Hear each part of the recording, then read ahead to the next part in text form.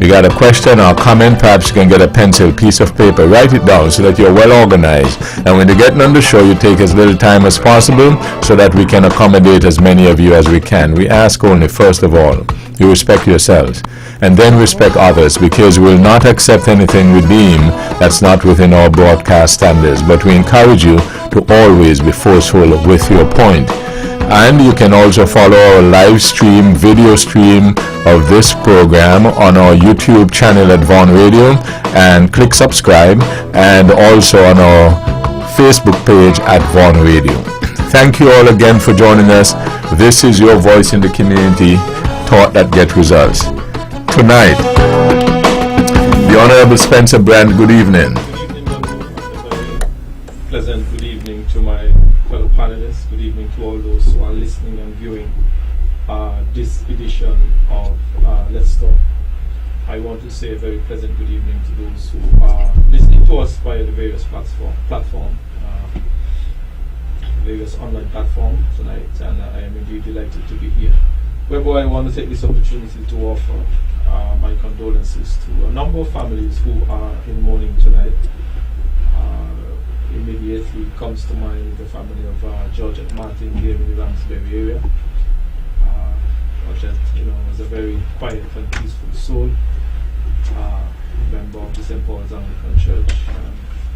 I believe that in her own quiet and unassuming way, she made a contribution. I certainly want to take this opportunity to offer her my condolences to the entire family. Also, as well, Webbo, to the family of Florida Hobson Pemberton, who was laid to rest today. Another quiet, peaceful lady, a remarkable teacher. And I think that her contribution to the development of Nevis has certainly been one that will go down to the development of our island. And to all those families who are also in mourning, those two readily comes to mind, but I thought I would mention them. I want to, Webbo, also say to those who are missing their loved ones, whether it's on the anniversary of their passing, I hope that they can remember them with some fond memory. Webbo, I also want to take this opportunity to say congratulations, happy anniversary, happy birthday to those who are celebrating, whether it's a birthday, an anniversary, or some accomplishment in their life. I certainly want to wish them a wonderful evening, and I hope that they are having a very wonderful time. Webbo, thank you for the invitation, and I'm indeed looking forward to tonight's discussion. Thank you so much. Conrad Nile Lightwood, good evening. Good evening, Webbo, and good evening to your hard-working staff here at Vaughan Radio, to my colleagues around the table. Pleasant good evening, and to everyone in tune to the program by the various means. I welcome you to this wonderful program. Webbo, it's always a pleasure to discuss the issues affecting the people. I would encourage those who always meet me on the road and have so much to say to call in and be a part of tonight's discussion. It's a democratic country, and we must exercise our democratic rights. And even if you find it difficult to do that, you must keep trying. Well, it's a cold and rainy evening, and I have to reflect on that particular song. It's a cold and rainy day, and also that particular individual, Mick Heiligo, who have passed just recently, and I think we mentioned his name last week, but we didn't get the time to say much about him. And I think he did a superb version of that song, It's a Cold and Rainy Day, when he was working with Joy Brass International. I tip my hat to Mick Stokes. Was one of the more talented person that springs from our shore. And with that said, Webbo, I want to thank you for inviting me on the program this evening, and I look forward to a healthy discussion. Edric W. Stanley, good evening. Good evening, Webbo. Good evening to my fellow panelists.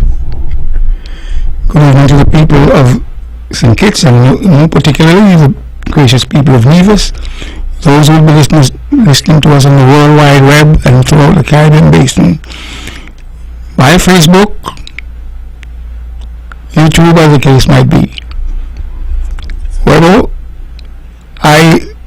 listened attentively to the tremendous repertoire of calypsos that have been brought to the fore by the various artists, and I'm saying to them, continue. And it is very heartening to find that one person who, on one of the topics we had an extensive topic here one evening, found it necessary to put words and music together for the various fruits, some of which we mentioned on this program. And I have to give congratulations to that artist. I do not know who the name is, but at the same time, quite a repertoire of calypsos coming out of those participants: Astro, this and that, Flamingo. I don't want to because I might. There are calypsos, all calypsos sung by Flamingo, which came on the program through the broadcast of Van Radio, and based on the number of calypsonians, Moray, Badman Polo. So again, the repertoire is quite enlarged in terms of the number of songs sung by these various artists, and some of the composition is good. The lyrics are good, and my thing is to do the analysis in terms of how they got the rhythm and rhyme put together, including the music. And I again say congratulations to the various artists. The Central Bank, through its outreach program regarding the 40th anniversary, they've had the last one in St. Vincent and the Grenadines, I would imagine. If my memory serves me correctly. And there was a fellow by the name of Apollo Knights, brought in, he was one of the panelists. He was the last panelist to speak. And he was dynamic, in my view. And he mentioned the Jews as a particular group of people who punch above their weight. And it is a simple reason why they punch above their weight, based on what I knew and based on what he said. These people, supposedly, based on biblical teachings, are the chosen people by God. But God said, ask me for wisdom and I'll give you it in abundance.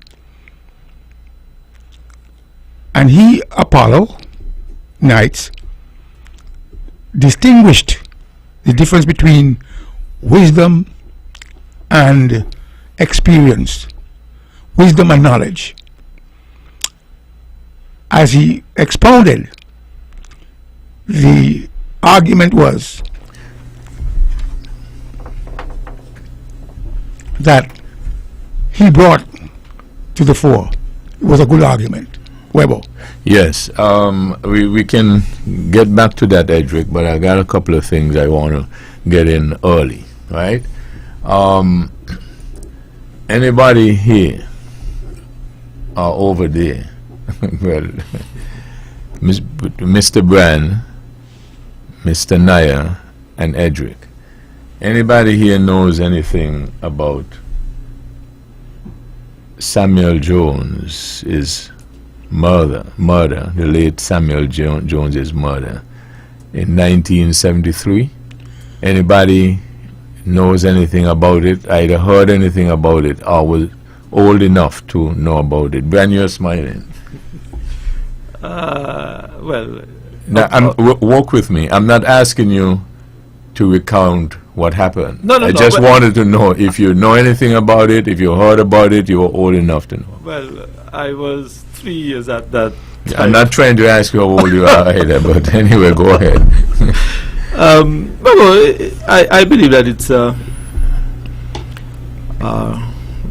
I would say a well documented event here on the island of Nevis. Okay, so you know about it? Yes. Okay, and you were old enough when it actually happened, not that you witnessed it. No. Now you know anything about it, you heard about it, you old enough? Yes, we heard about it. I'm old enough. Yes, I was going to school on Government Road, Miss Fliati School, a private school on the other side of Hawkins, Yeah. and I could remember the very frightening time. You were frightened. Okay, Edric, you walk with me. Let me ask you, you know anything about it? Yes. You heard about it? Yes. You were old enough? Yes. Okay, so what I want to do, I have here a comment or a reflection, and that's probably the better way to put it, a reflection by a member of his family. What happened was that they actually were supposed to be here tonight so that we can talk about it a little. Something beyond our control, it was inconvenient then. So we got just a little reflection from a member of the family, and I got one of my guys to voice it. So I'll just play it, and then if you want to, that's why I said I didn't want you to go into any details at that time. So that's why you should always walk along with me. Yeah. Well, let's turn it around. You see this one? Tell him again, Mr. Brand. So the family rules. I don't understand people. Notwithstanding, sometimes I do the same thing, but you know, walk along with me. So that's why I said, so after that comment is finished, then you can comment, and then I'll give the public, if they would like to, you know, immediately after they can also comment, and then I have some other stuff I want to get into. So let's go to that. The trailblazing pioneer and entrepreneur, celebrating Samuel Jones by Cecil and Friend. While Nevisians were still deeply grief-stricken from the horror of the Christina disaster, black clouds darkened the horizon once again in a fashion never seen before. News of a murder broke on the morning of July 24th, 1973. Like a wildfire, consuming, battering, bruising, the news gripped and haunted the island. Folks moved about, struggling to come to terms with a new catastrophe. It was a homicide of a prominent son of Nevisian soil. His name, Samuel Jones, referred by many in dearest terms as Sammy, but for me, he was Daddy, though short-lived our bond. In the eyes of many, he was a great man with a heart enlarged by love and compassion. He gave generously of his resources to brighten lives and live out his purpose.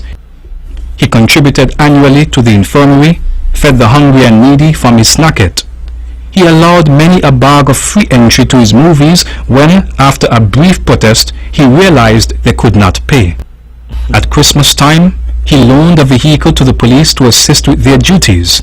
He accommodated in a stately and dignified manner the likes of Robert L. Bradshaw and the Mighty Sparrow, among many others.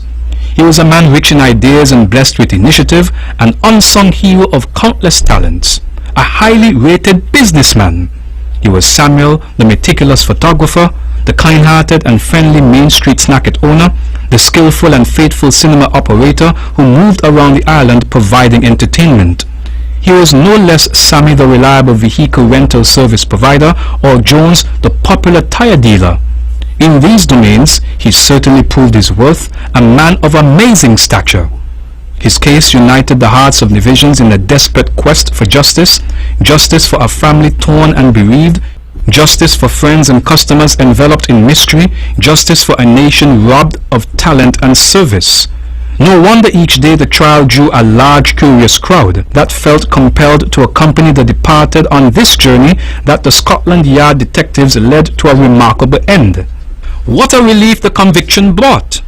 Now, 50 years later, though we have accepted the reality of death, hearts still sink at times and memories still linger. Thank God, our inner peace, once brutally shattered, has long courageously embraced its long journey back. The great moments Dad shared with all of us are treasures that can calm our thoughts whenever the dark cloud looms and causes us to remember the giant of a man he was in Nevis. That was done by one of our news presenters here at Von Reed, Jarvis Brown. And as I said, it was created, authored by, it says Cecil and a friend, so a member of the family, right? So that's where that came from. So let's start with Mr. Brand. You can comment. It's very obvious that Mr. Samuel Jones was one of the, what we call one of the pioneers here on the island of Nevis, visionary, someone who back in the 50s, 60s and 70s, there were men and women who some felt were ahead of their time. Samuel Jones was one of those individuals. We can also equate him with someone like the late Eustace Hunkins. These were men, and of course there were women who also shared in that vision for Nevis. Listening to the clip, it indicates a very well-rounded individual, one who was community-minded, one who used what means he had really to help the general public regardless of their circumstance. And I think that perhaps Nevis could have been a different place if he did not meet his untimely passing. I want to say, Webbo, to the family that 50 years on, you cannot really overcome the loss and the hurt and the pain that you would have suffered 50 years ago. I believe that while you are now at a state of embracing it and accepting it, it still continued to be a very difficult period in all of the lives of the family members. And we certainly hope that while you reflect on this 50th anniversary, you can take some pride in knowing that he came, he contributed, he was a man who I believe sought to serve his people and contribute to the development of the island of Nevis, and by extension St. Kitts, and at the time Anguilla. So I feel that on reflection he would have done his part. On reflection, I believe that he was one of those pioneers who some may even call a trailblazer as it regards to the future of Nevis, and for the circumstance on which he would have left this earth, we can only ask why. I believe that we have gone some ways from that one incident, and we are hoping that we can get back to a point where there will be none of those incidences taking place here on the island of Nevis. I want to say to the family finally that your loss, I believe, must have been the loss of all the people of Nevis, all the people of St. Kitts and all the people of Anguilla, because that would have definitely had an impact on the lives, on the psyche, and on the way in which we relate to each other after that incident. Well, I must say, I never knew the gentleman, but obviously, even before this short clip was played, we have realized the vacant places such as the Paramount Cinema, and I'm sure many have asked that question over and over again. Who built that building? I mean, what was the purpose of that building. It seems to me still there is that space that was left unfilled by unfilled. I suppose the family should be very proud. As I say, they've been through a storm, but I never heard anything bad about Samuel Jones. And of course, they should, feel very proud of his contribution.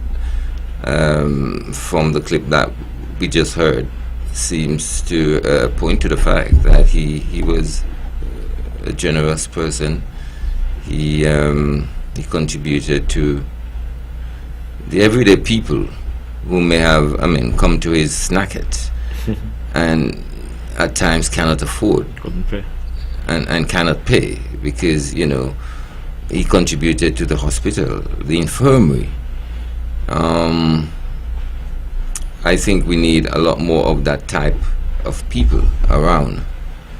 And of course, he must have been a major player in Charlestown and here in Nevis. Because still, after 50 years, his demise still sticks out in people's mind. As I say, I was 8 years old and I could remember the morning we've been to school and the headmaster was so consumed by what had happened. And the whole episode went on for quite a long time too, and Scotland Yard got involved.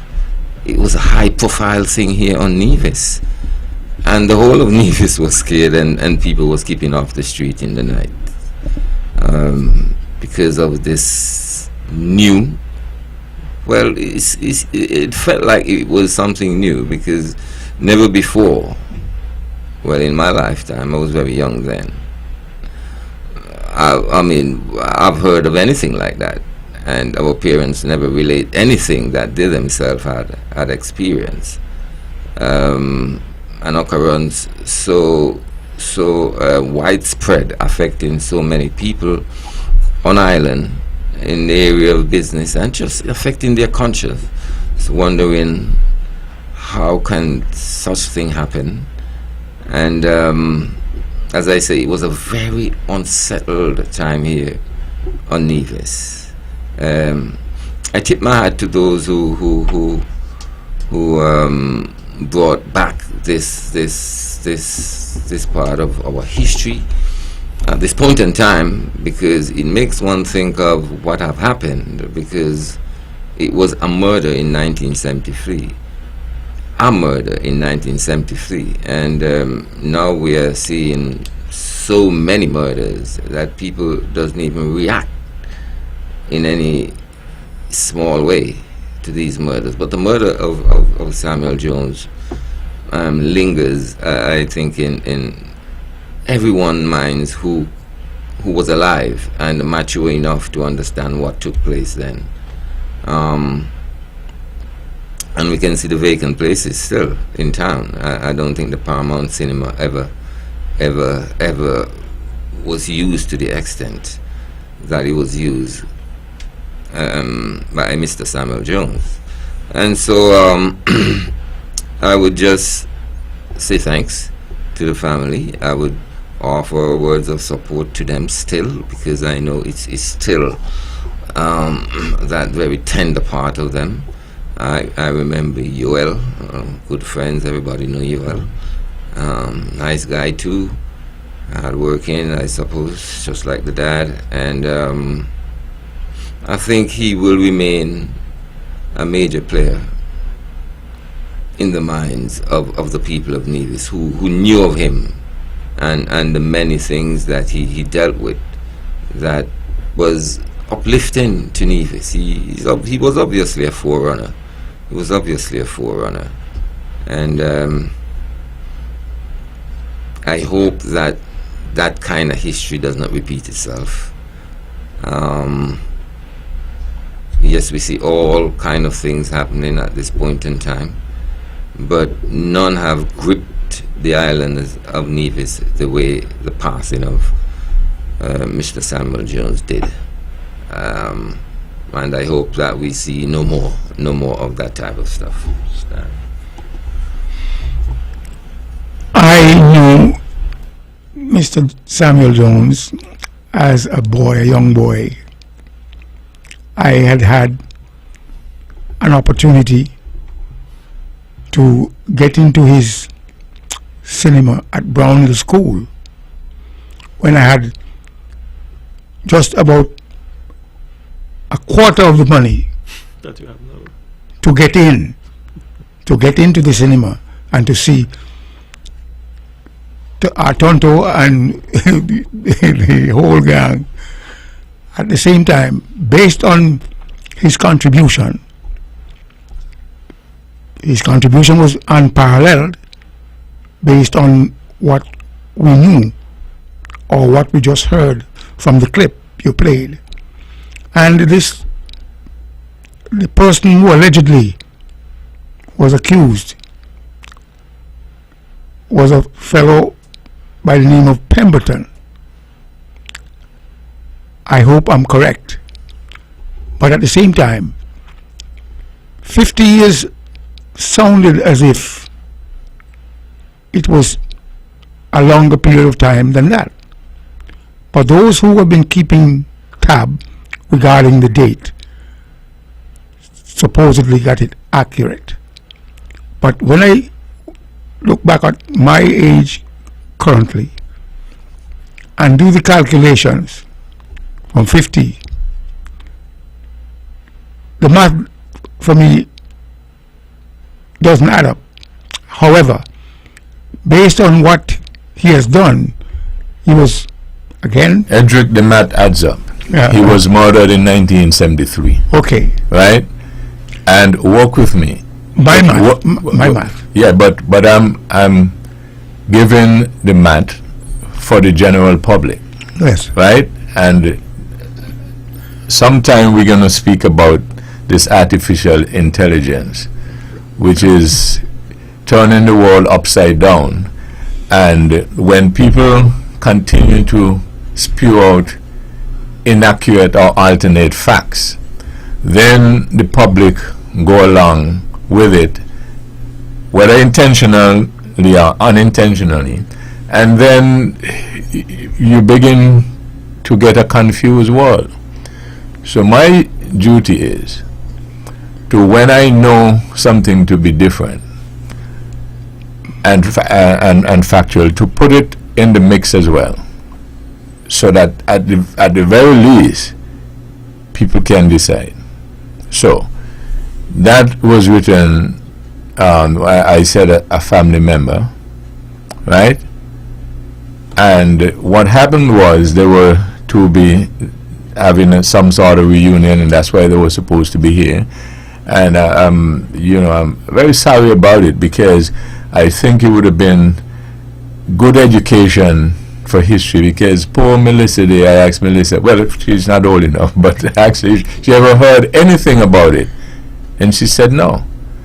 So it again suggests that our history, how it is being passed on, right?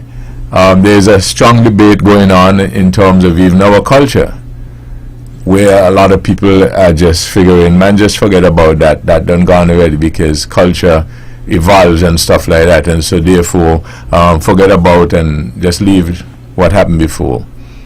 So there's a strong debate about that. So I just wanted to point out that is not in dispute that he was murdered in 1973. Whether it coincides with your age or what, it happened in 1973. My math. Yeah. I said. Whether it coincides or adds up to your math or not, 1973. My math is incorrect. Let me say it loud and clear.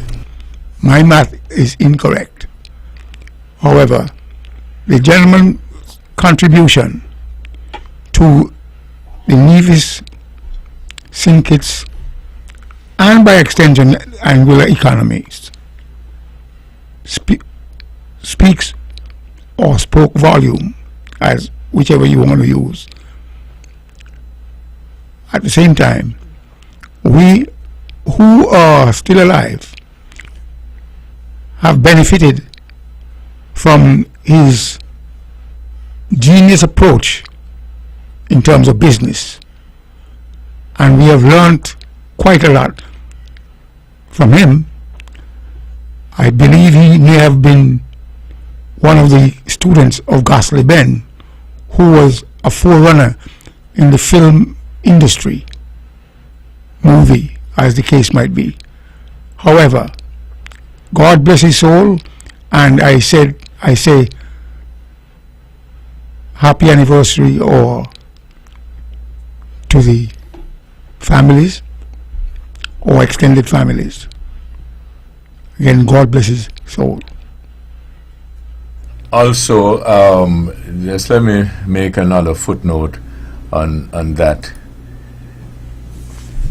I am still hoping that we will be able to bring that discussion to the fore, so that the persons who are involved and have the factual details of what happened can share it with the general public. It was a fascinating story. As the person, when we listened to the clip, went from the Christina disaster that happened in 1970, and the way that gripped and transformed Nevis and St. Kitts, and then this murder, which you never heard anything about the likes of that, and then arguably even since, right?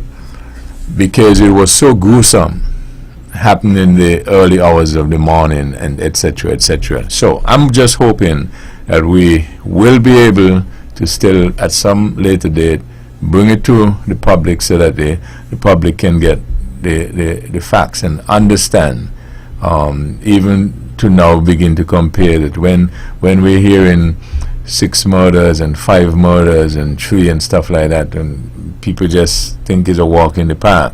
And when you had that in 1973, and people, as Naya had indicated, people couldn't sleep at night.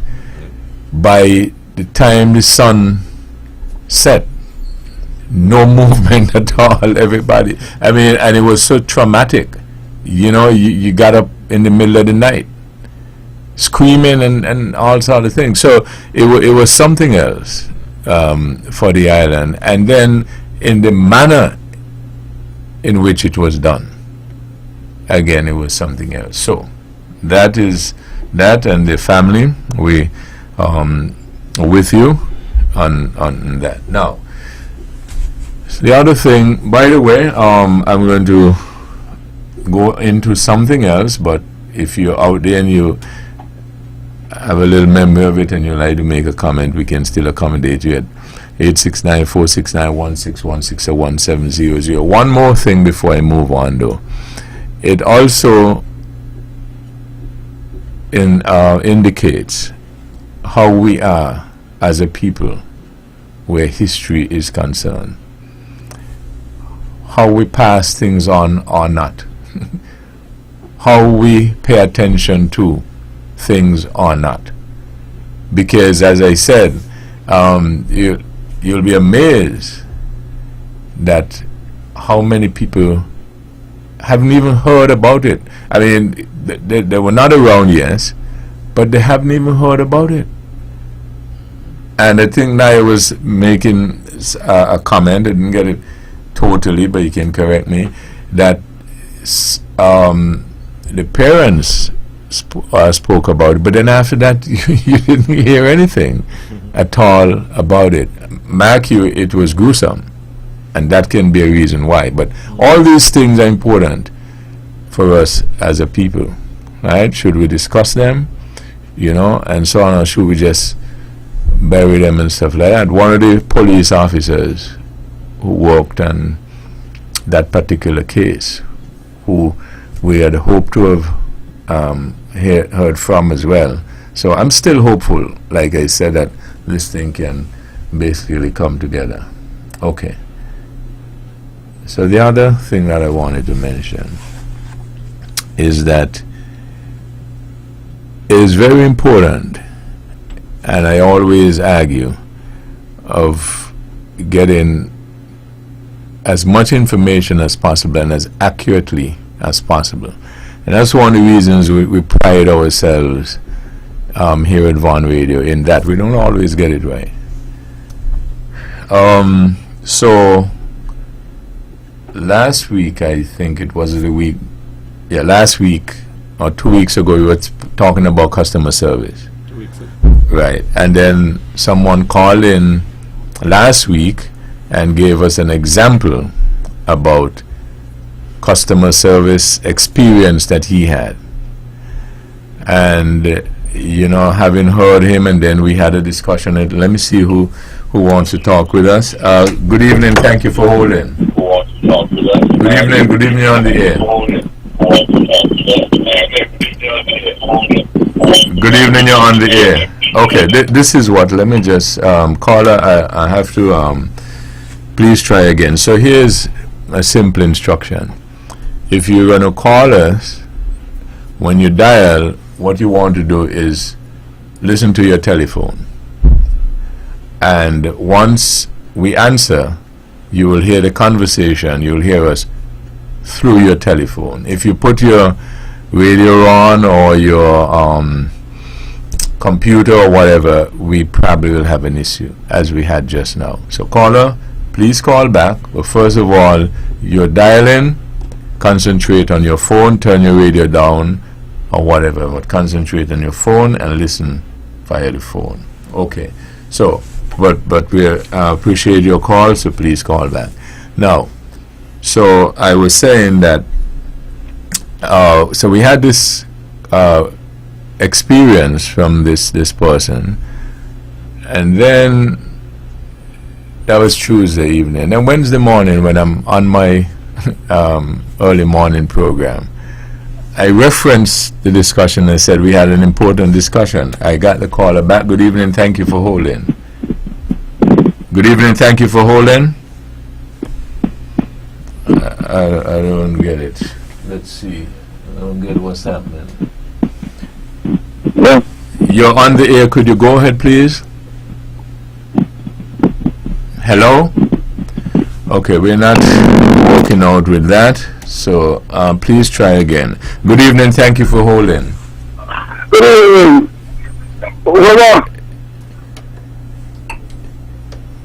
Okay, caller, please try again. Not the last caller, the one before. So as I was saying, so I said, something, I kept thinking about that experience, and I said on the air, and I encourage people to listen to it, and I said, I'd like to hear the other side of that story. So I guess my prayers were answered, and then along came the manager of the establishment. Because remember, the caller said, well, why don't we, well, let me finish up. And remember the caller said they also spoke with the manager. You all remember that? Yes. Yes. And so the manager came to see me, didn't find me, but then we spoke on the phone. And he said he came to look for me because he wanted to give me some more information. Because he knows, and I thank him for this, he knows I'm a fellow who likes the both sides of the story. And so he gave me some more information from another perspective, let's just put it that way. So what I'm going to do, I'm going to go back to that call, right, so that the persons who were not tuned in at the time can hear it, and then it can refresh our memory, okay? And then we will talk on the flip side of it. So this is what happened last week. Good evening. Yes, you're on the air. Could you go ahead? Okay, yes, I'm good evening to the panel. Can you allow me to change your conversation just for 1 minute or two? Go ahead. Okay, I just want to share something, one of the few troubles that I had last week with you and the panel and to the whole world, well, to everybody listening. Last week, Thursday, Mr. Herbert, I went to Main Street Grocery to pick up an item.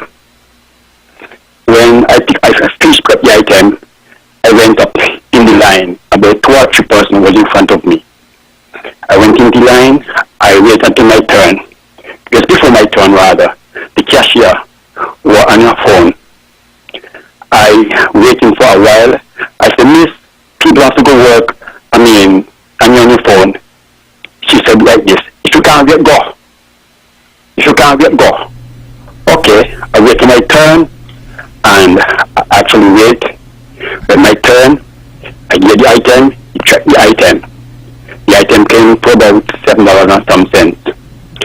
I take $100 from my pocket, try to get $100. He pulled $100 out my pocket, out my hand, sorry. He pulled $100 from my hand. I said, Miss, what are you doing? I tried to give him money in your hand, and you drop him out my hand, you pull him out my hand.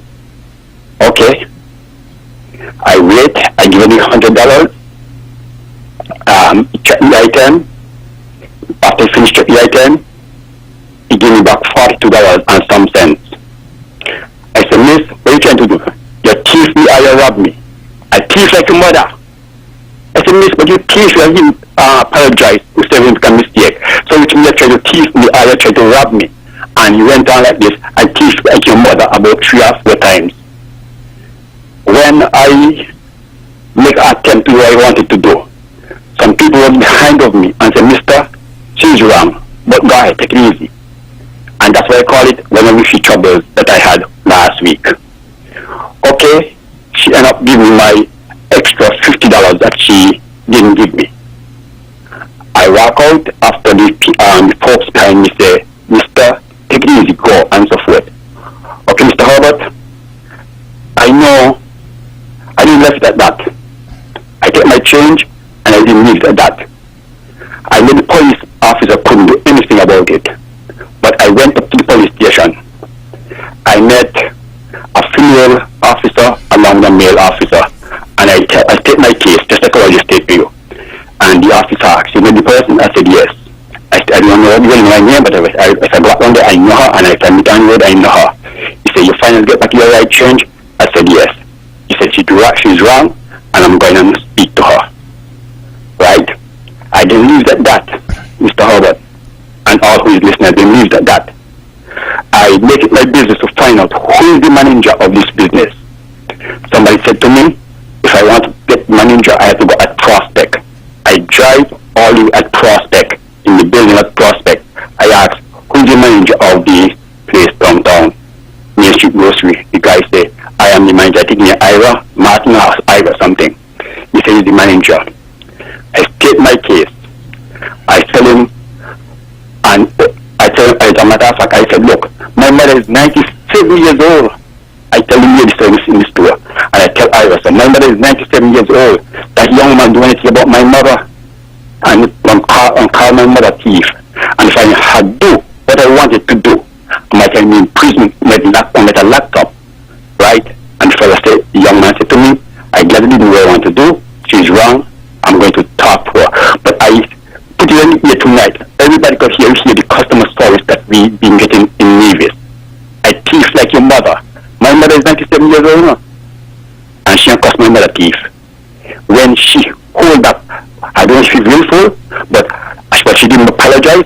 Had my $50. If I had took my 40-something restraint, I put in my pocket, she have my $50. I'll put up to today. She have not apologized. Right? So I just want to share that with all who are listening and to you, Mr. Herbert, and the panel there. Okay, have a good night. Caller. Hello? I could ask you a question? Yes, sir. You said you didn't know her name. Yeah, I didn't know her name. Right, but if you see her, you would know her. Yes, sir. But you know how, so in other words, you know how she looks. Yes, sir. Okay. And when I talked to the manager directly asked me, she cashed down in the corner. I said, yes. He said, okay, I know exactly what you're talking about. You don't have to go no further. Mm-hmm. Okay. All right. Yeah, I appreciate you sharing that with us in terms of, you said, discussion of the customer service. Because, right. Yes, I just thought I was sharing that tonight, Mr. Herbert. Yeah, thanks very much. Okay, thank you. Right.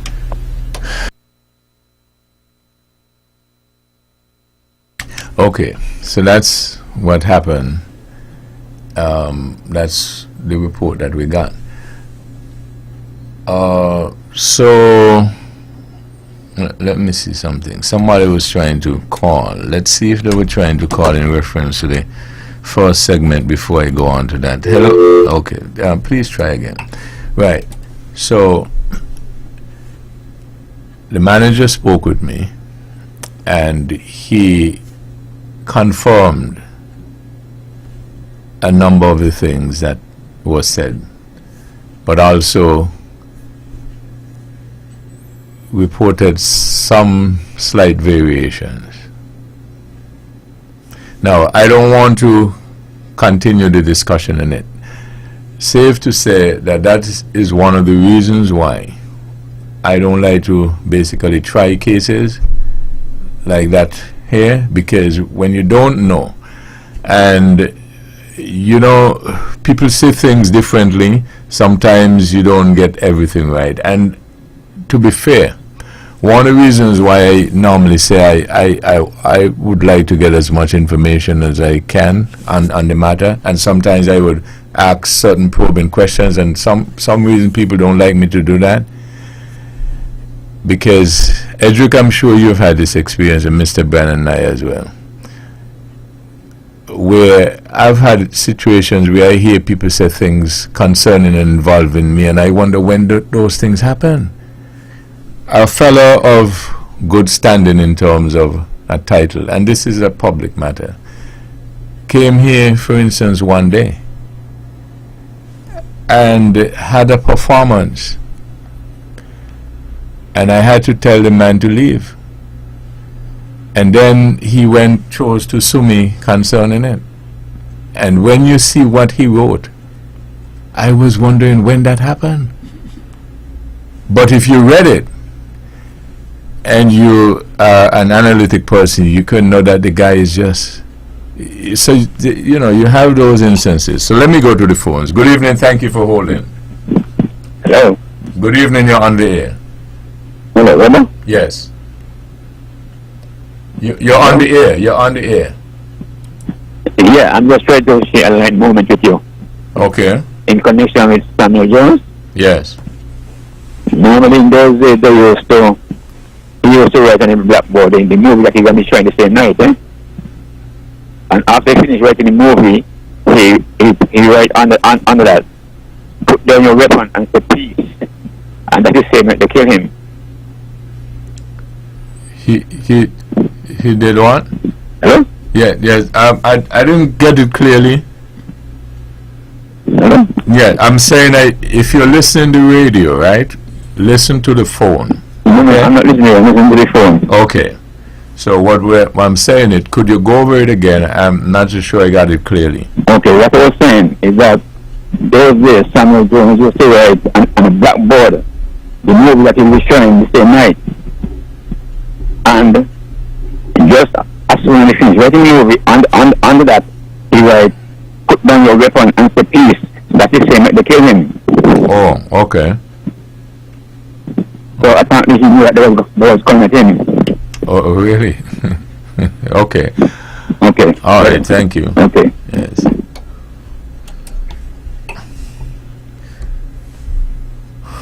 Yes.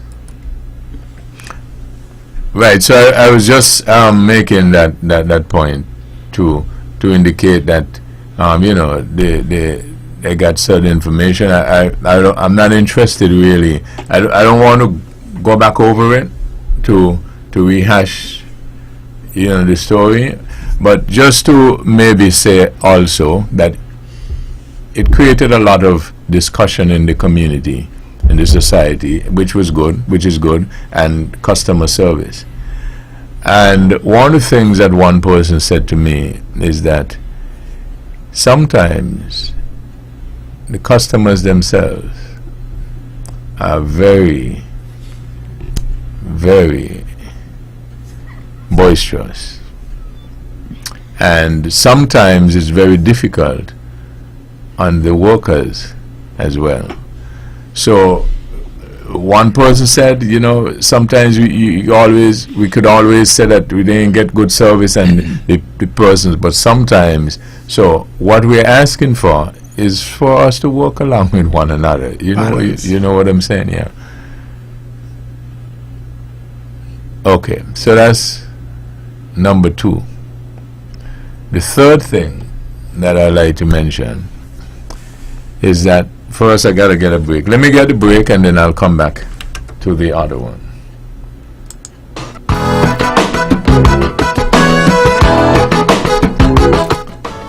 This is Thought That Get Results. Edric W. Stanley, Conrad Nye Liebert, the Honorable Spencer Brand. We'll be back right after these.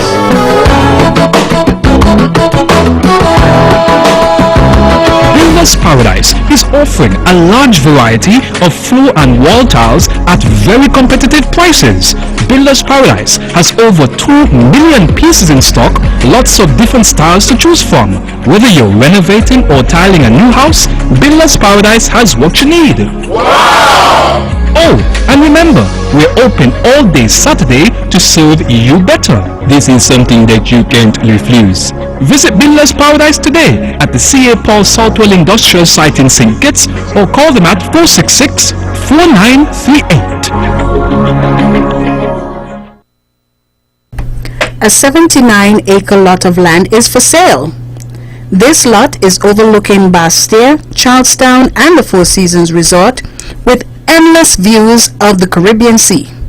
For more information or for serious inquiries, please call Mr. Edric Stanley at 665-5634 or 469-3868.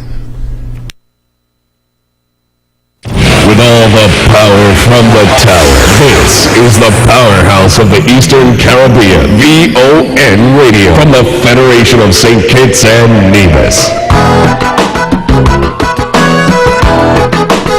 Back on this episode of Talk That Get Results with the Honorable Spencer Brand, Conrad Nye Liebert, Edric W. Stanley. Your phone calls on 1-869-469-1616 and 1700. So the final area that I wanted to mention is that also a couple of weeks ago, it was, I think we ended up having a discussion about different fruit trees and stuff like that on the island, right? And the maca and stuff like that. Let me get this and see. Good evening. Thank you for holding. Good evening, Mr. Herbert. To the rest of the panel. I'm calling about Mr. Jones, Samuel Jones. Yes, go ahead, please. Yes, I knew him very well. He showed movies in the 50s and 60s. He was a good friend of my father. My father showed home movies to us, and he had a generator and 2 other pieces of equipment. One was for the sound, and the other one was to show the movies. The movies were black and white, and sometimes if he had a difficulty with a piece of equipment, he would borrow from my dad. He was a professional cameraman as well. In those days, you develop your own pictures. Yeah. And when I got married in 1972, he was our photographer. I grew up in the country, and I went to high school in town. And he had this popular snackette on Main Street, where you would go to get your bread and cheese and your biscuits and crackers and stuff like that. And when people came to town to shop, they would go there and get their snacks. And whenever I went there from high school, whenever he saw me, he would always let me have whatever I wanted free. He was a very popular entrepreneur, and this is one of the reasons that his brutal murder rocked the entire island. Everyone then either knew him or knew of him, and I'm very glad that you brought it up, Mr. Herbert.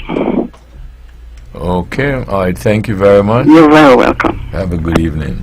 Okay, so like I said, if along the way you like to call and make a comment one way or the other, or so on, we'll appreciate it.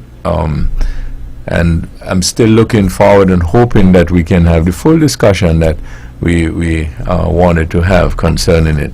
Good evening, thank you for holding. Hello, good evening. Yes, you're on the air. This is my brother. This is Herbalist Ross Hygiene speaking from St. Kitts. I'm calling to find out if Mr. Jones is just Uriel Jones' father. Yes. Yes. Wow. Well, I must say condolences. You know, even though it happened so long ago, because Uriel was a good friend of mine. The last time I saw him tell me he was getting ready to go, I think, to Dominica to live, you know? So I don't know if he's back on the island, but I haven't seen him a couple times. I've been over to Nevis, but I used to supply Uriel with 2 boxes of sarsaparilla juice that he used to send to Tartola and St. Thomas. Had a very nice relationship, man, and you know, he served the people, everybody, you know, Uriel, everything was popular there, man, nice snacks and everything. And you know, now to know that was Uriel's father who went through such a tragedy. You know, my condolences to the whole family, you know? Mm-hmm. And look forward to see Uriel bring some good stuff and the scene just like his father, because he seems to be a very respected man in Nevis. So kudos to the Jones family, and you know, big up, you know, keep the good spirit going what he is today, you know? Keep him alive with some kind of aspect of his livelihood in terms of entertaining the people, you know? And all the musicians who love him, you know, have people that we think it's love him too. One love and respect to all, okay? Alright, thank you very much. Have a good one, my brethren. Alright, you as well. Okay, so as I said, we're gonna still keep working and trying to see if, because I think a lot of people will be interested in hearing the details of what happened, and I'm encouraging folks who know about it from here and after to share it with others, you know, because it's part of our history. Yeah, and okay, so especially from the police. Scotland Yard was here, man. I mean, so many unanswered questions there. Right, so I was saying, so the other segment now, so we were speaking about the different trees and the shaddock.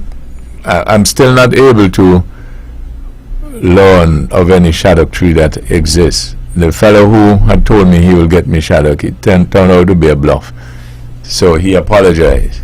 You know, after I came back here and said, so he apologized. So we're still not able yet to locate the shaddock tree. Nobody seemed to have any. Of course, we got the maca from Papa, and Papa gave me a few more today. So if anybody wants one, hello, good evening, you're on the air.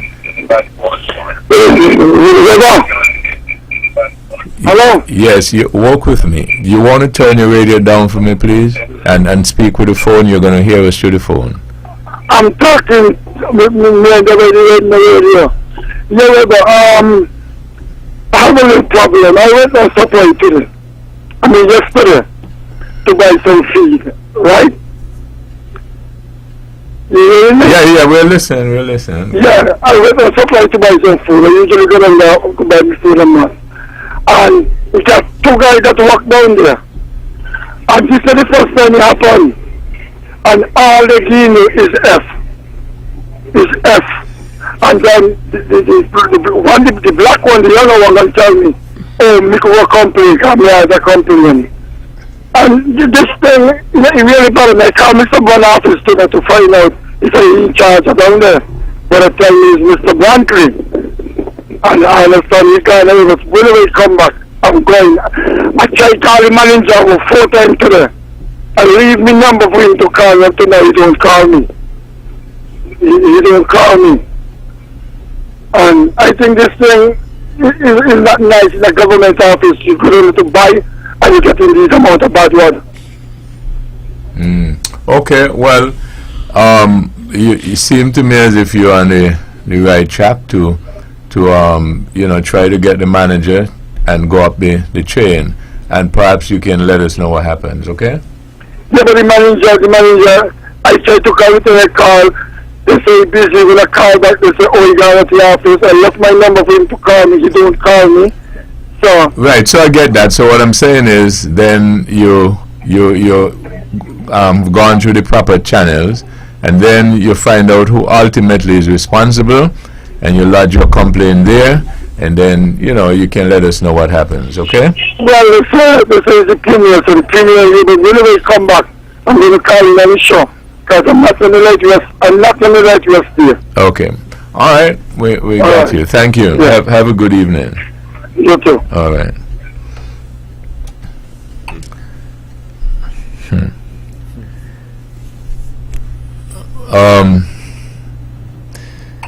Good evening. Thank you for holding.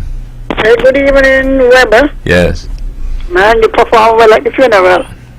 Well, thank you. You could not advertise your services. And I don't like funerals, you know. But anyway, that's another story. Thanks for the compliment. Go ahead. Yes. Now, a shaddock tree is a grafted tree, you know. Oh, really? Yeah, my neighbor had one. Okay. I think she told me that they graft orange with grapefruit to the shaddock. Oh, really? Okay. So how come Edric didn't know that? Boy, And my neighbor next door to me had one. Oh, okay. So that's why you won't get a grafted mango. Uh-huh. Because you have to graft the tree to get a grafted mango. You know, now you said it makes sense. right. Because a shaddock is a cross between an orange And a grapefruit, you see. and some, yeah. Okay, so if we want, so you're saying that your neighbor has one in St. Kitts? Yeah, Uh-huh. right next door to me. I live Neverson Street East. If you know, Newtown, Panside, Panwood way. She had one right by her fence. Oh. So I asked her, she told me. Uh-huh. Does he have any shaddock in it? It used to be a shaddock, but you know, not many. Uh-huh. But you don't, so you don't know if Maybe she when has... you could ask agriculture department. But if you want, maybe you could try to propagate some yourself. You know something?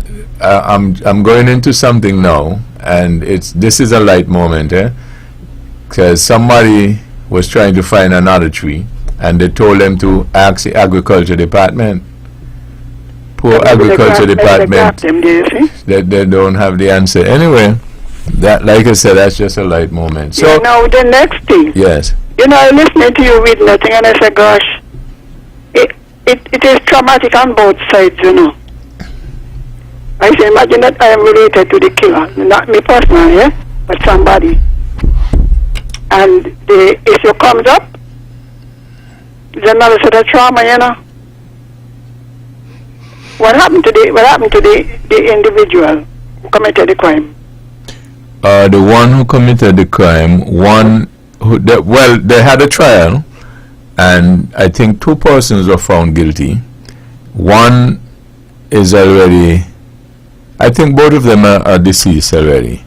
As one was from Cotton Ground, and he was living here at the time on Nevis, and the other one was not living on Nevis.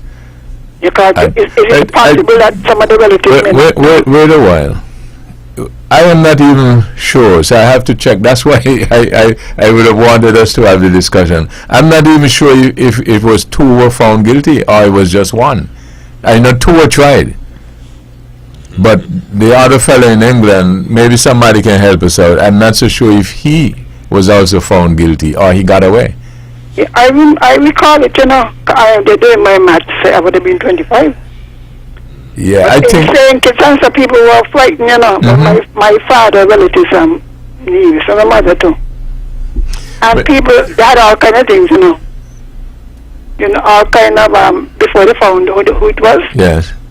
All kind of, I don't even to call the stories then. Yeah, but you know, Carla, what I'm really going to try and do, I'm going to try and see whether or not we can get the program done, which we were planning to do, where we can get the facts.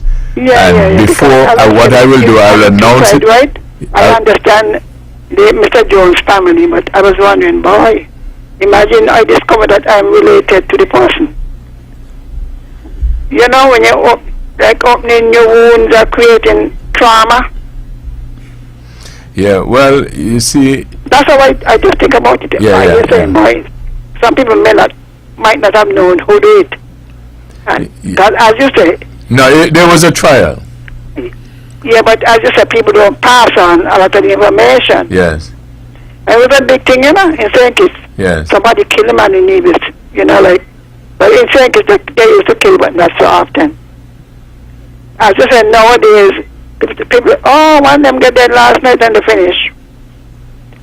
You know, so my heart goes out to both sides of the family. All right then. Yeah, okay, thank you very much. Okay, that's why I said that I'm really going to try and see if we can get this thing done. Good evening, thank you for holding. Good evening, Webbo. You're on the air, could you go? Can you hear me? You're on the air, could you go ahead? Okay, in regards to the shadow tree, what I understood from someone that way back in 1989, during the passing of Hurricane Hugo, it was not only, wind and rain blew across from the Atlantic from Africa, but they suggested that there were some other particles in the air that came across the Atlantic and would have caused most of the citrus trees, including shaddock and tangerine, to begin to die out. So well, I didn't ask nobody from the agriculture department what they thought of it, but that could also be a factor. That is something that maybe people could think about.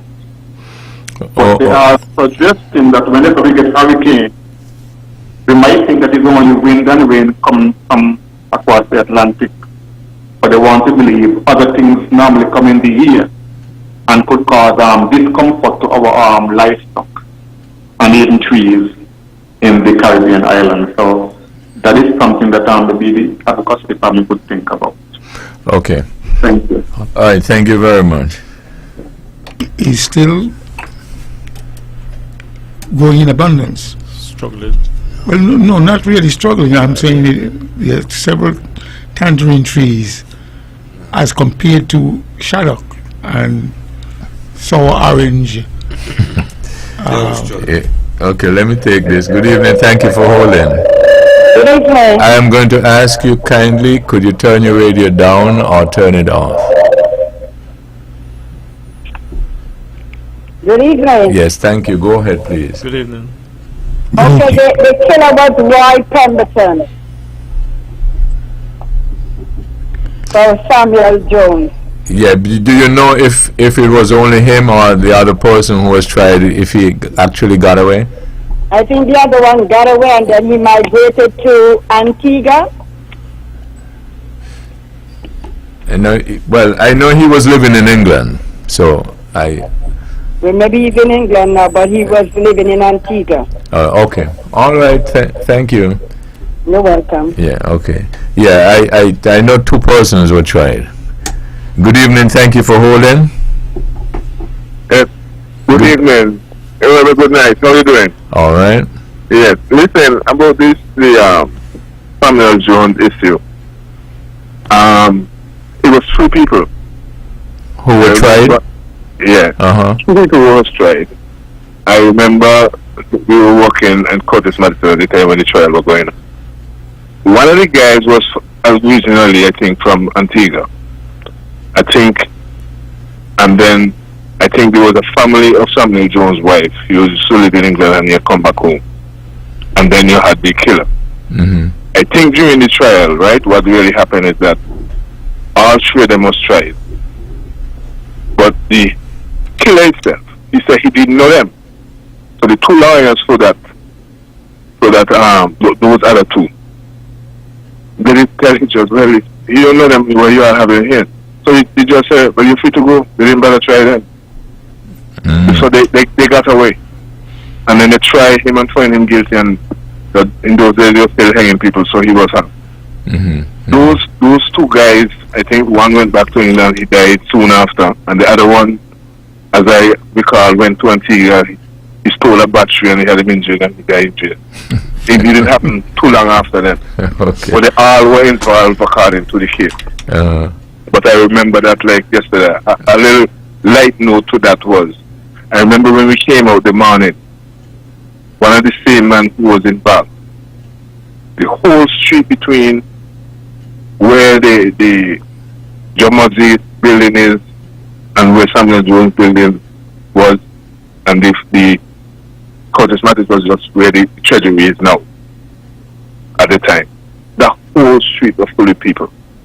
And I remember, because I was there, I see it distinctly. The man come out and said, that should be hung. A crack Webbo jump off of a wall and went straight on his shoulder and cried, look. And everybody said, it got to be he. You know how we speculate, right? Mm-hmm. That was very, very strange. So you saw the cock? You saw the cock jump on the shoulder? I actually physically saw it happen. Okay. We were there. Everybody was there. Father. So we had a lot of cut something shown shut on. So even in that serious thing, they had a light moment. That's a light moment. Okay. And then the other fellow who got away, he went and he lifted a battery. Yes. And then ended up in jail. Yes. So, and then last thing you know that he died in jail up there. But it wasn't too long after the whole trial those two things happened. Okay. Yeah. All right. Thanks much. Yeah. Okay. Good evening. Thank you for holding. Good evening. Hello. Good evening.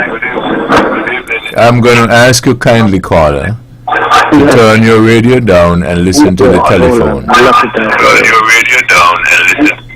Yes, Mr. Webbo. Yes, you're on the air. Could you go ahead? Yes. Good evening.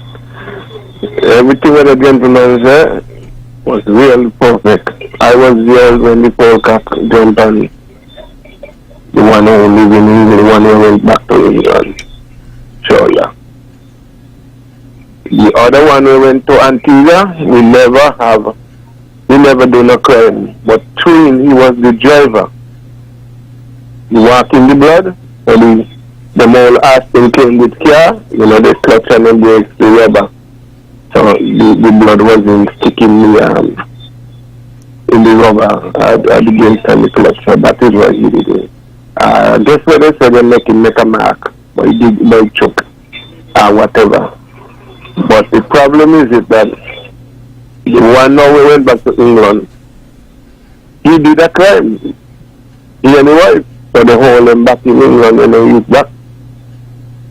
And it's when they come out here and do the crime, he come out and do the crime, then they find out the left hand, they do the crime in England, was the same hand. They do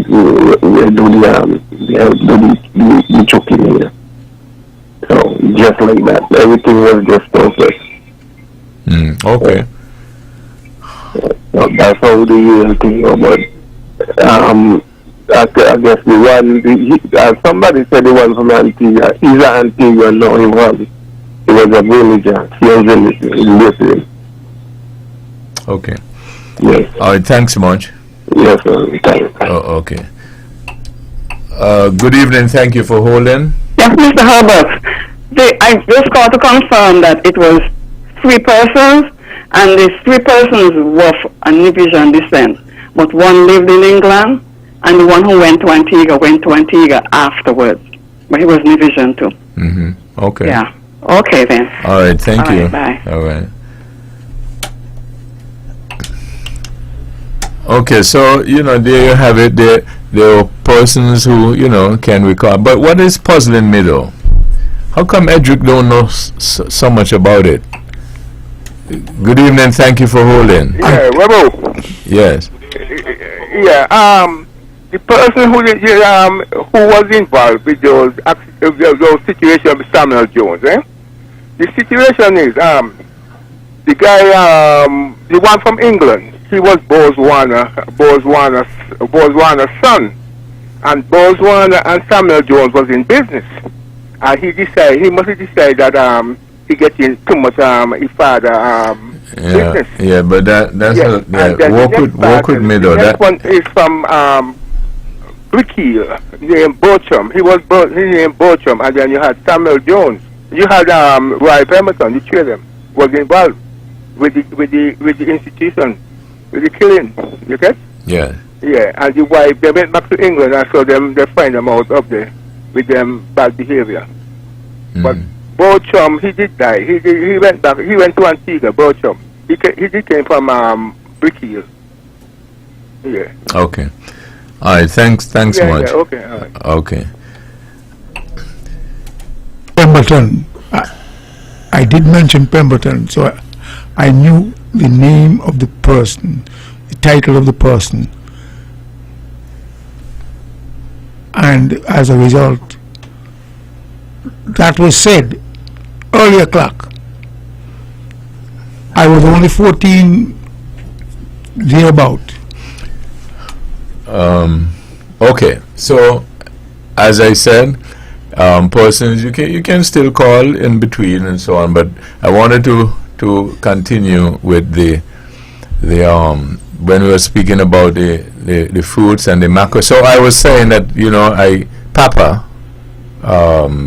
Rohan Prentice, everybody know him as Papa, popular fellow, well-liked fellow here on the island, and so Papa brought me a couple more maca, right? So the first set I did a little horse trading with, and I'm still old, so I said, well, if I give you a maca, can you get me this, and so on. So some people bluff me, but I have a few maca, so I can still work with somebody with them. And some people are amazed in terms of the taste. So a lot of people still keep talking about that discussion we had with the trees and fruits and stuff like that. So I'm listening the radio on Saturday, and I heard this and I thought it was interesting. Let me take this first. Good evening, thank you for holding. Hello, good evening again. I would like to ask Mr. Stanley if he was a baker at any time. I think I could remember him. Mr. Stanley, were you a baker at any time? A baker in terms of baking or title? I could remember when I used to work Hello, Mr. Stanley. Were you a baker as in baking bread and cake and so? Don't shake your head. Answer no. Okay, so caller, he says no. He said no. Right. Because I remember we used to go by in where we used to with the Richard Backraft trucker. Just one the trucker used to go up there and buy some bread up. Yeah, well, it wasn't him. It was not this Stanley. This is Edric W. Stanley. Well, you know where the title baker came from? Tom the Baker. Later on, they took... Mr. Stanley, he wants to know. I understand. He's aware of a gentleman, and he wants to know. And you said no. Good. Okay, caller. Okay. Yes. All right. Thank you very much. Yes. Oh, Stanley. Stanley is just the greatest. Good evening. Thank you for holding. Good evening, Mr. Webbo, your panel. Good evening. Good evening. Good evening. Hello? Good evening. Good evening. Webbo, Yes.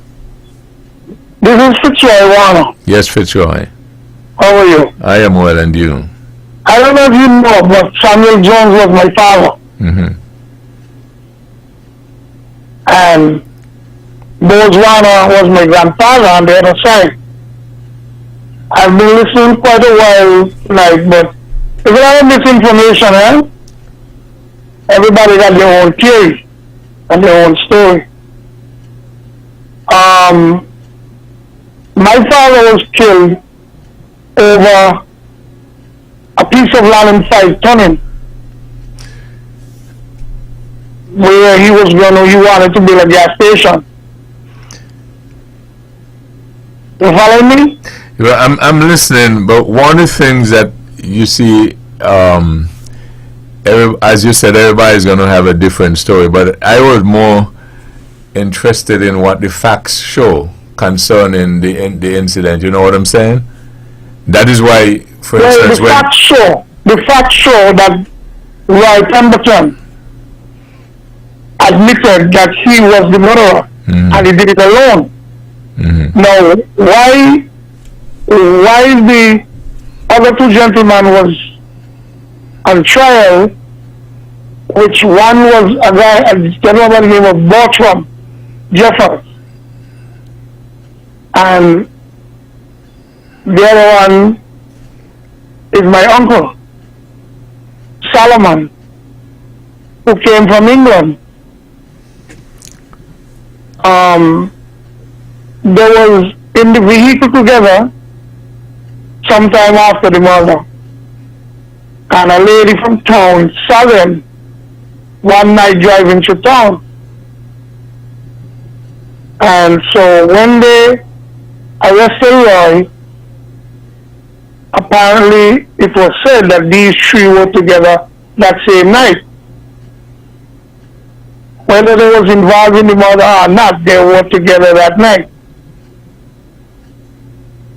My uncle, which is Solomon Warner, went back to England. He was never arrested.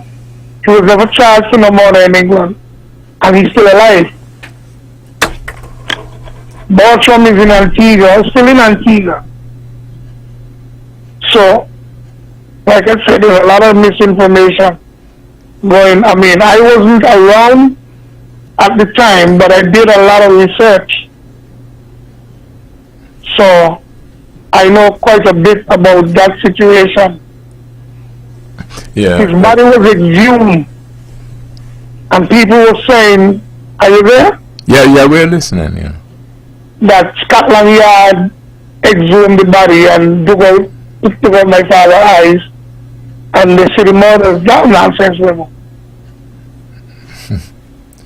Yes, they did exhume the body, but it was to check the wounds, and someone said whether they was a left-handed person or a right-handed person. Because no eyes could tell nobody, no dead man eyes could tell nobody who done a murder. Or else all the murders would be solved. It was a lady from town who really cracked the case. Because she said she saw these three men in the area the night. And the three men was Roy, my father, Roy, my uncle, and Bertram. Now whether the three of them was involved, I don't know. But Roy went to the gallows, and I have the file of that case from Roy's lawyer, who at the time was Terence Byron and St. Daniel. Roy went to the gallows saying that he did the crime by himself. So all the story about, well, yes, there wasn't really business partner, but Bose used to support him in a lot of his business venture. You know, like he would, borrow money from Bose to do certain things, and he would pay back. But why Bose get involved is because that they were saying that it was because he get my mother pregnant, which is Bo's daughter. And that my uncle came from England and he didn't like it. But the real story is the gas station in Cottonwood. The land belongs to Roy's wife, mother, a lady by the name of Miss Juvery. And my father used to take care of her. And she gave my father this piece of land right there by the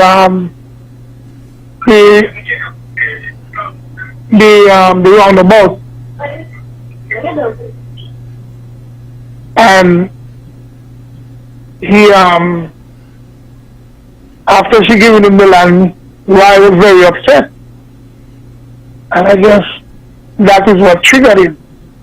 That is the story that I got from lawyers, police, and everybody. Okay. Because I did some research on it. Okay. Okay. Anyone in the panel want to ask? It's okay.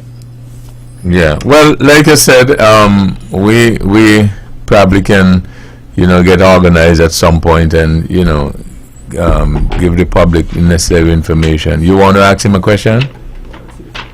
No, you don't know what that means. Okay, Fitzroy, thanks much. Good man. Okay, thank you.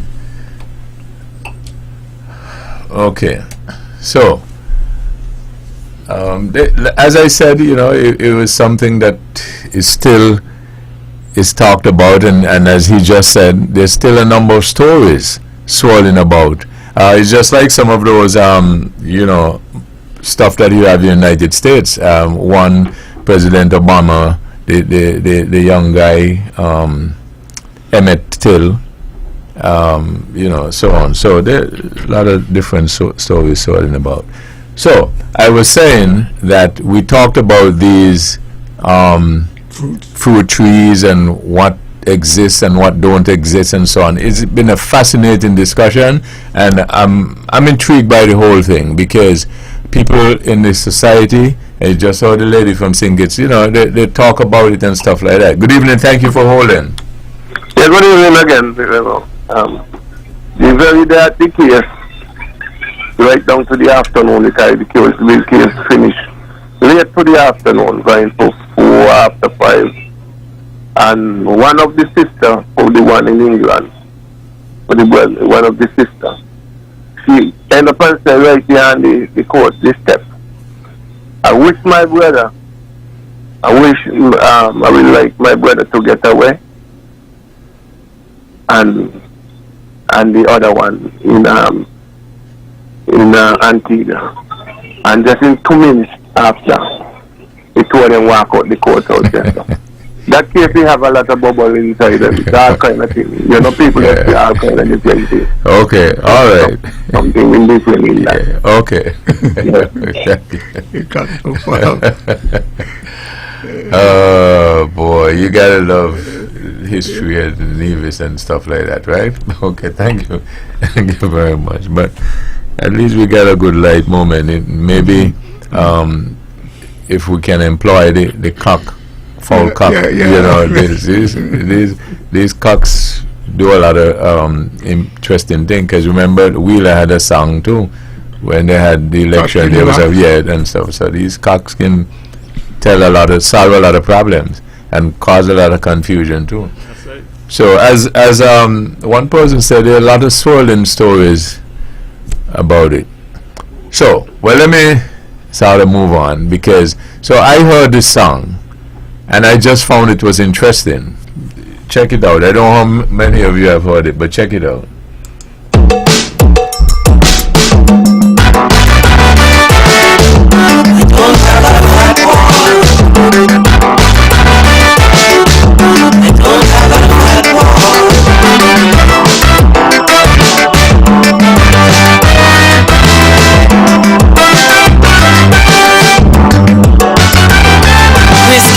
From England after living there for 3 decades, nostalgic about the fruits he enjoyed as a boy, reminiscing about the fruit trees he used to read, mentioning the ones that brought the most joy.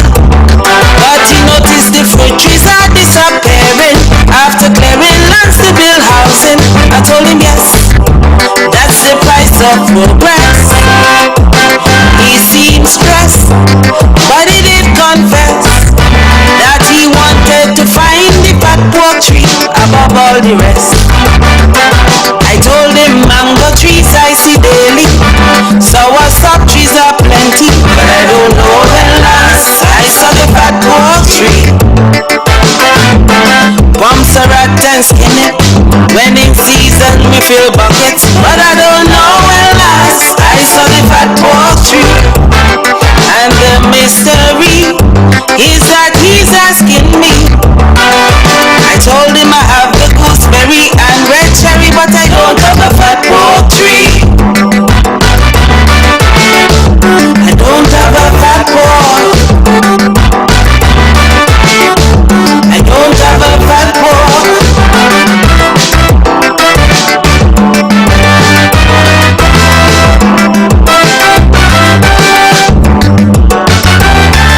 Taxing his memories about when he left 30 years ago. Of the many places, so many fruit trees will grow. Sea grapes and locusts, also known as stinking toe. Mansiport breadfruit and both one mango. The cherry nut and the maca, those seeds was hard as ever. Almond seeds we had to crack out also. But the one thing he's hoping to see England is that fat pork tree. I told him mango trees I see daily, soursop trees are plenty, but I don't know when last I saw the fat pork tree. Bumps a rat and skin it, when in season we fill buckets, but I don't know when last I saw the fat pork tree. And the mystery is that he's asking me. I told him I have the gooseberry and red cherry, but I don't have a fat pork tree.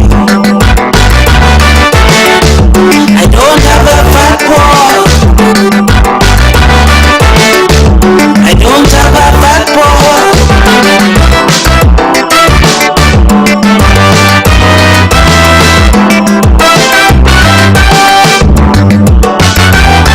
I told him to check the Department of Agriculture, because I believe they may have what he's looking for. He said, with all due respect, I have done that before, but somebody told him I might have the answer. I told him I am not a botanist, but being in the restaurant business, I check the farmer's market for fruits and vegetables. Though on my property, fruit trees could be found. The fat pork tree you won't see around. I told him mango trees I see daily, soursop trees are plenty, but I don't know when last I saw the fat pork tree. Bumps a rat and skin it, when in season we fill buckets, but I don't know when last I saw the fat pork tree. And the mystery is that he's asking me. I told him I have the gooseberry and red cherry, but I don't have a fat pork tree. Chris, I know you love your fat pork, but I don't have a fat pork.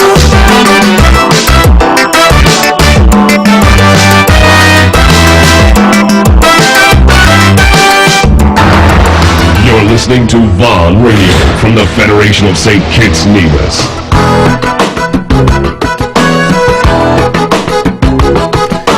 Back on this episode of Talk That Get Results with Edric W. Stanley, Conrad Naya Liebert, the Honorable Spencer Brand. Your phone calls on 1-869-469-1616 or 1700. So I was saying that in all the discussion going on, and well, Brand was telling me this song was released Sunday at the time, but I was saying that the first time I heard it was on Saturday. Yeah, it's a song from Carnival, from right here, a singer from Bath right here. But I heard that before. It's I guess it was preempting what we were talking about. Mm-hmm. Quite so, and it is quite appropriate for his hearing it now, bringing it to the fore. And like I've said, we had this extensive discussion here regarding the different fruit trees, and eventually this song came in my view, out of that. I thought it came in based on the discussion we had. But if you are saying... Yeah, that song was released for Carnival last year. Yeah, but what I find is interesting, you know, the maca, and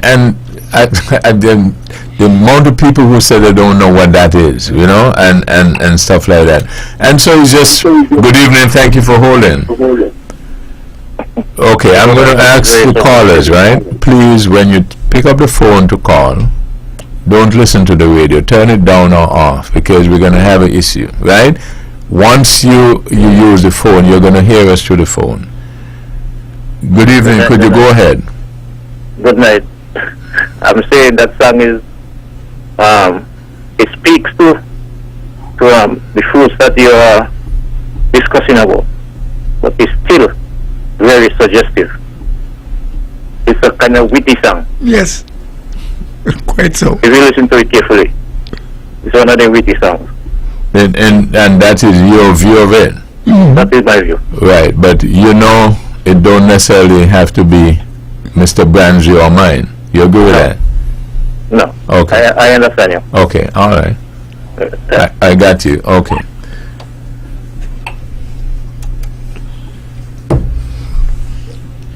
Well, I'm for one. Don't know what's a fat pork tree or a fat pork fruit. I just don't know what is it. But I learned though that that is that's not extinct. They're available. In fact, a fellow told me where a lot of it is. Hello, good evening. You're on the air. Hello, on the panel. Good evening, gentlemen. Good evening. Good evening. Most distinguished gentlemen. Notwithstanding that we had a lot of food trees, right? But one thing I can recall growing up, that we may be overlooking is we used to get the nectar from the hibiscus, the red hibiscus. We used to suck that out of the red hibiscus. There was also a vine that used to run on fences. We used to call it bread and cheese. We used to have a red, well, I guess it was the seed inside it. That was sweet also. And just recently, I was walking with a friend of mine to the park, and I said, you know, in primary school we used to eat that. Guess what that was? The flamboyant leaf. And I actually picked some off the tree and show the person. They're edible. And I don't think a lot of people around here know that. The flamboyant leaf was really something that we used to get a lot of vitamin C from growing up as children. So you ate some and showed him that you used to eat it? Yes, they're edible. Oh, okay. There's something known as, Oh, okay. All right. there's something known as Thank gob you. gob, which we ate all the time when we were going to school. A lot of it is still up by the Pemberton, just as you get by Shiloh shop. Okay, let me take this. Good evening. Thank you for holding. Are they saying that fat pork is scarce in Nevis? Yeah. Because I grew up, you have a whole patch. We used to say fat pork walk. That is in St. Kitts, eh? Mm-hmm. In So the there's area. still plentiful in St. Kitts? Yeah, and they still sell them. Sometimes I get a whole bag. My brother, but I didn't even know that they used to come down, because when you see them in the mountain area, they're like shrubs, because they're close together, you know? Yeah, but something, I am picking up something here. The And shadow. they sell them in the market. They sell them bad, you know. They sell them bad? I learned that the trees do go tall. I never knew that. I don't know if it's because there's nothing around them. My daughter has a tree too. Sometimes she bring a whole bag, maybe 2 pounds, 3 pounds, 4 pounds. I just put them in. I love them. So maybe because I used to save the seeds and give another lady. So maybe what can be done for Nevis is to ask people to donate the seeds But and then plant them. in the last discussion we had, Huh? in the last discussion we had, it is said that they were up at Rollins. Yeah, so maybe if at Rollins you could get the seed and plant them elsewhere. They plant them as they now have a new kind. They're small and purplish. I don't know if you have them in Nevis. They call them fat pork too. They're up by the airport. What the man name? The American scamp. We have the Ministry of Finance and so. Stanford building. A lot of those shrubs, they bear these purple ones, and they taste good too. The fat, we call them fat pork. TDC has some down in the sands, near where Dr. Wilkerson office is on the side here. There's also a different variety of fat pork. But that song is a Watley song. Yes. Well, you know what when young was a porky? Well, let's leave that. That's the pork. Yeah, but that's walk with me. That's according to what you. Right. Yeah, okay. Because listen to it, and I just like Edric, I was thinking that came from maybe the discussion that we had, and people began to think and stuff like that. So, somewhere it is written, as a man thinketh, so he is. So I don't know if that's according to what you think. But what I was saying, though, is that the shaddock, right? The caller had mentioned earlier that it is in St. Kitts. They have stuff in St. Kitts. We can't find them over here. Now this other tree, they said, is plentiful in St. Kitts. It's probably still over here, but we don't have a lot. And so I'm figuring maybe I should move to St. Kitts. Good evening. Thank you for holding. Good night, Mr. Webbo. Yes. There's a fat pork tree in Battery. So the William has a fat pork tree. But I don't know last she gave me any of the fruit after the fat pork tree. But she has a fat pork tree right over there in Battery. Okay, well, I know Sonia, she's my friend, so... Yes, so you can get some from her. Let me ask a question, Webbo. Lady, Yeah, hello? what is the color of the outside? It's brown, reddish brownish, and inside is like... White? White, fluffy. Yes. So you And like? Yeah, I know it. the seed heavy and nuts, you can crack the seed and eat the nuts. Okay. Oh, this Auntie Joan. But they used to be owned in Rollins once, and they used to be big and fat, but they're not so big and fat now. So, I have eaten it. so this is Auntie Joan? Yes, it is. Okay, so you know for sure that she will give me? She will give you some, but I have not got any this year, so I don't know if this is still, but I know definitely I used to get a lot of them. Work with me, Auntie Joan. Yes, yes. You set it up for me. Okay, I will. Okay. All right, thank you. Okay, you're welcome. Good evening, thank you for holding. Yeah, good evening, my boy. Yes. The same purple fat pork, they have a patch over at Golden Rock. Golden Rock by the hotel? Yeah, by the hotel itself. Oh, really? In Lower Garden, yeah, you got a fat pork patch there, and it's the purple kind. And people can just go and pick, or it's off limits? Well, I don't know if you have to get permission from the hotel, but it's on the hotel ground. Oh, okay. All right. And as the purple one? Yeah, that's the purple one. Yeah. They're a little smaller than the red ones, them, but they taste good the same way. Oh, so they have different variety then?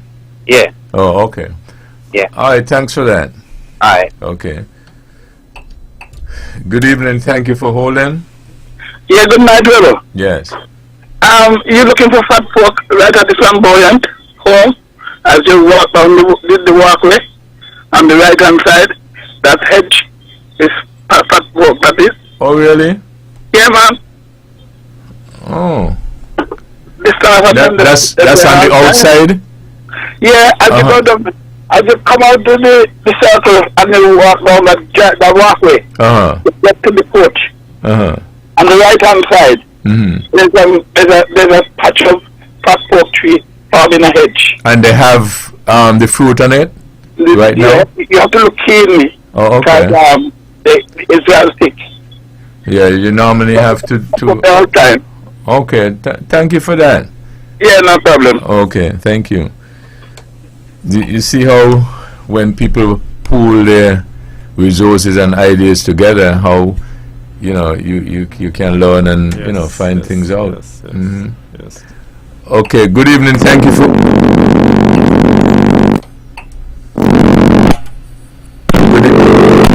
I'm sorry, please call back.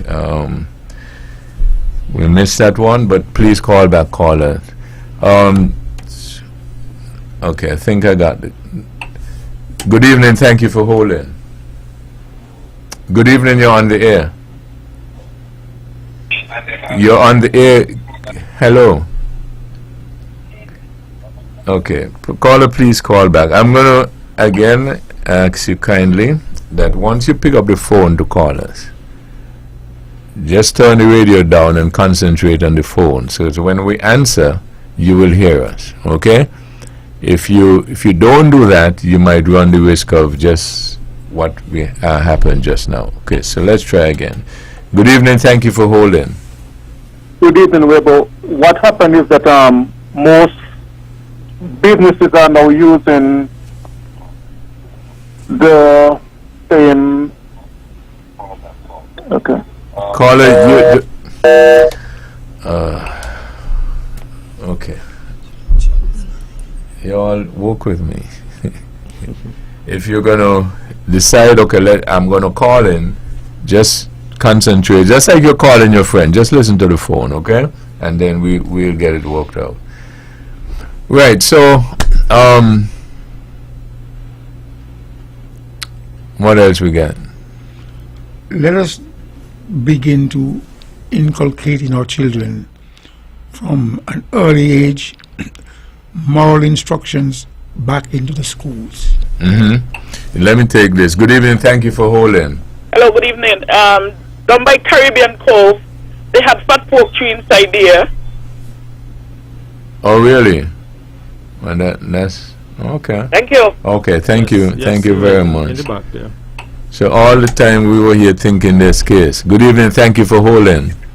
Good night, Mr. Webbo.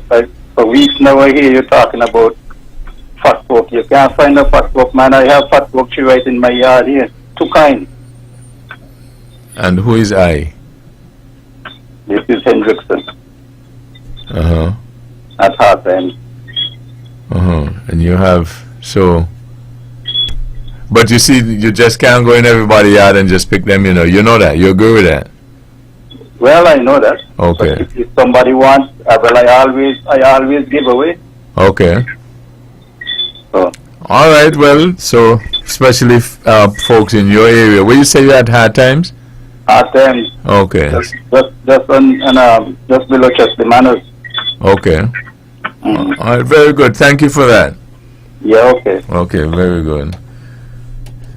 So just as people were thinking that thing is hard to get, you know? Good evening. Thank you for holding. Good evening, Webbo. What we find with the new type of fat pork, the one that a previous caller mentioned about, they are like smaller and they're purple. A lot of these popular hotels are now using them for like plants, decoration of plants. Right now they are some at the Hyatt Hotel, and they are some at the Ramada Hotel and other hotels. They are now becoming popular.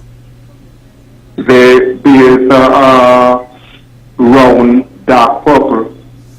The skin is dark purple and the inside is like white. So they wasn't really popular all the time. It appears they were imported from overseas. Yes. Yeah, okay. All right, thanks much.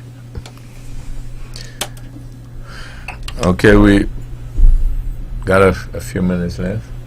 Yes, so to get this thing in terms of customer service back on track in a real tangible way, we have to start.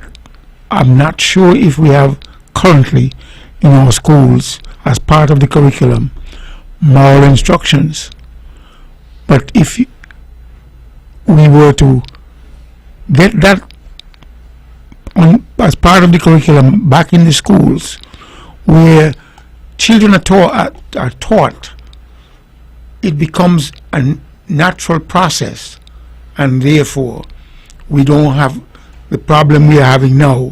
We wouldn't have the problem we are having now simply because the inspector of schools used to come and distinctly ask, I want to hear moral instructions. That was Bush T. Williams at the time. So if we are able to get it to be part of the curriculum and the children are taught repeatedly, it becomes repetition. Okay, let me take this. Good evening. Thank you for holding. Good day, there are foods in the hall. I have a lot of fat pork as well. I have the white one and the purple one as well. So it is a lot of fat pork foods. So anybody wants to come down and get some as well. Okay. Bran? Final, I was curious. I hear Mr. Stanley and what he was saying. And I hear that you are suggesting that you probably need to begin to once again teach moral instruction in the school. Mr. Stanley, I am a little weary of us continue to place everything on, let's say, the schools, for example. I feel, Mr. Stanley, that our homes need to begin to play the important role that they really ought to be playing with raising our children. I hear you, Mr. Stanley. You're correct. I hear you, but I have a slightly different view of it. I believe that while our schools are there to educate our children and to offer certain guidance and instructions and so on, I believe that those kind of training and those kind of upbringing and so on needs to be taught in the home. Okay, let me take this. Good evening. Thank you for holding. You have a half a minute. Yes, there's something called virtue start in primary school, which covers a lot of it. Yes. I'm not too sure if Mr. Stanley is not aware of it. I think it is called Healthy Living or Living something lifestyle. It is part of the curriculum. Okay. But to Mr. Bland, if it is not done at the home or they don't want to do it, then the school is a better place to do it. Okay, caller. Okay, all right. Yeah, there's a job to be done. The only question and problem is who's going to do it, because everybody always said this need to be done, that need to be done, and stuff like that, right? Look, today I told a fellow I was taught by my mother moral instruction at home. But it's just that I jumped the gun by saying it, whereas the inspector of schools, I could remember very vividly, Bush T. Williams came to school and asked about moral instruction. So what? Therefore, what you should get Bush T. Williams and then we do it again. Another Bush T. Williams. Another. Okay. Now finally. Well, I think if we're talking about the home, we got to talk about the importance of the family. This single thing going forward is not working because fathers and mothers are always fighting when they didn't have a good relationship, and the kids get burnt in the middle, really. That's the last word. This program repeats at 10 o'clock tomorrow morning following the VON News Minute. Join the Honorable Mark Brantley tomorrow evening at 8 o'clock for On The Mark. Thank you all again for joining us. This is your voice in the community, caught that get results. You all have a wonderful evening.